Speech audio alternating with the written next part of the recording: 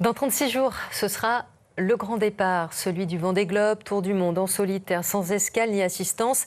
40 navigateurs et navigatrices en compétition. Parmi eux, un as de la course au large en Chine. Et c'est dans le Finistère, où il est désormais basé, que Jikun Xu se prépare à affronter l'Everest des mers. Ce sera sa première participation au Vendée Globe, la première participation d'un skipper chinois à cette course. Gwenaël Bron, Quentin César, reportage.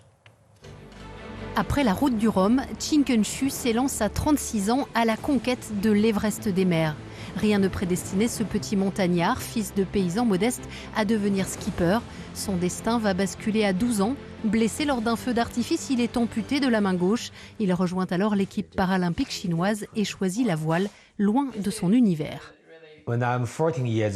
À 14 ans, je ne savais pas nager. Je n'avais jamais vu la mer avant mes 14 ans. En 2015, avec la Mini Transat, Jikun découvre la course au large. Puis il part 3 ans autour du monde avec sa compagne Sophia sur un catamaran. Au retour, le couple s'installe en France. Devant le départ du Vendée Globe 2016, son rêve prend forme. Pour moi, à ce moment-là, tous les skippers sont des héros. Ils partent en mer pendant 3 mois autour du monde. Ils n'ont pas peur. Et j'aime cette idée. Je me suis dit, je veux faire ça. Pour préparer son projet, Jikun jette l'ancre à Port-la-Forêt. Contrairement à la plupart des équipes, la sienne est réduite au minimum, comme son budget. Beaucoup de choses à penser pour un seul homme. La pharmacie, la trousse à outils, la nourriture, le bateau, même les médias. Il faut que je pense à tout. 3 ans après son arrivée dans le Finistère, Jackie, comme on l'appelle ici, est maintenant intégré, mais il a fallu tout construire. Quand